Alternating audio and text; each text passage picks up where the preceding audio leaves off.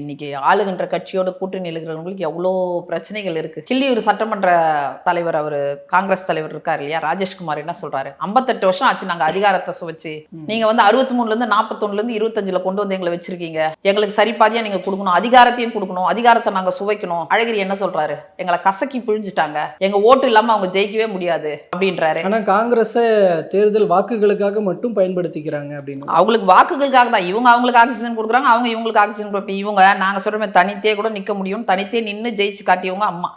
அது மாதிரி திமுக நான் சொல்ல முடியுமா? மைனாரிட்டி ஆட்சி தானே நடத்தினீங்க கடந்த 2006 2010 மைனாரிட்டி ஆட்சி தான்.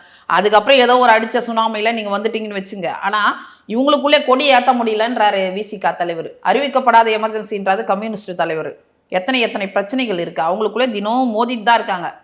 அவங்களுக்கே பிரச்சனைகள் வந்து நிறைய பேர் பிரிஞ்சு போகிறதுக்கெல்லாம் வாய்ப்புகள் இருக்குது. உள்ளவே எரிமலை வெடிக்கும் போது தான்ப்பா தெரியும், உள்ள அதுக்குள்ளே இருக்கிற அந்த எரிமலையுடைய தாக்கம் வந்து வெடிச்சாதான் தெரியும், உள்ளே இருக்கும்போது தெரியும். அது மாதிரி அந்த கூட்டணி கட்சிகள்லாம் மிகப்பெரிய எரிமலை போல இருக்கிறாங்க. இந்த கூட்டணி கட்சிகள் பேசிட்டு இருக்கிறதை இந்த அளவுக்கு பெருசா எடுத்துக்கணுமா? ஏங்க அவங்கள வச்சு தானே இவர் ஜெயிச்சிருக்காரு. அவங்களோட ஓட்டு பர்சன்ட் என்ன, திமுகவுடைய ஓட்டு பர்சன்ட் எங்க 45% இருந்துச்சா திமுக.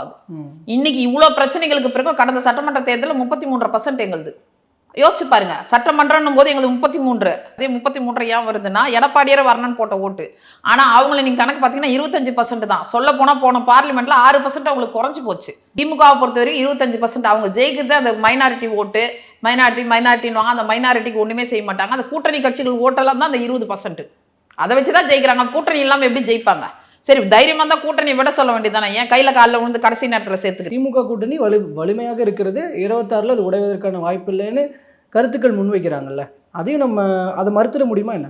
இல்லை அது மறுக்க தான் முடியும், மறுக்கணும் நம்ம. ஏன்னா அது கண்டிப்பாக அவங்களுக்குள்ள புகைச்சல் இருக்குது, அது பிரச்சனை பெருசாக வெடிக்கும். அவங்க பிரிய தான் போகிறாங்க. அவங்க இப்போ எல்லார்கிட்டையும் பேசிட்டு தான் இருக்காங்க. அவங்க கூட்டணியில் இருக்க எல்லா கட்சி தலைவர்களும் எல்லா கட்சிகளோடு பேசிகிட்டு இருக்காங்க. அது இன்னும் காலங்கள் வரும்போது காலங்களே உங்களுக்கு சொல்லும்.